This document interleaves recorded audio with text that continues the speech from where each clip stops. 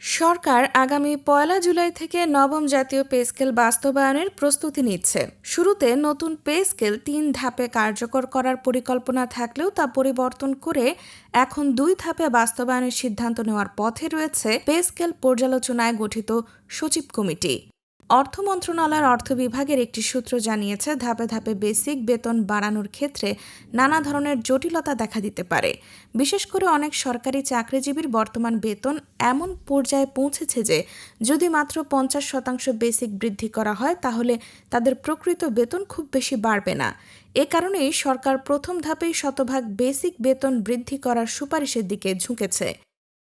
অর্থ মন্ত্রণালয়ের এক ঊর্ধ্বতন কর্মকর্তা জানিয়েছেন, সচিব কমিটি সুপারিশ করতে যাচ্ছে যে ২০২৬-২০২৭ অর্থবছর থেকে সরকারি চাকরিজীবীদের বেসিক বেতন শতভাগ বৃদ্ধি করা হবে।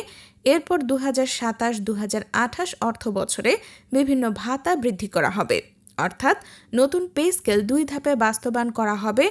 প্রথম ধাপে বেসিক বেতন বাড়বে, দ্বিতীয় ধাপে ভাতা সমন্বয় করা হবে।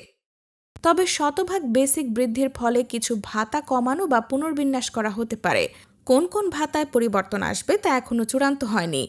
সচিব কমিটি খুব শিগগিরই তাদের চূড়ান্ত সুপারিশ সরকারের কাছে জমা দেবে। এরপরই নতুন পে স্কেলের পূর্ণাঙ্গ কাঠামো এবং বেতন ভাতার পরিবর্তন সম্পর্কে স্পষ্ট ধারণা পাওয়া যাবে। বর্তমানে সরকারি চাকরিজীবীদের মধ্যে এই পে স্কেল বাস্তবায়ন নিয়ে ব্যাপক আগ্রহ ও প্রত্যাশা তৈরি হয়েছে।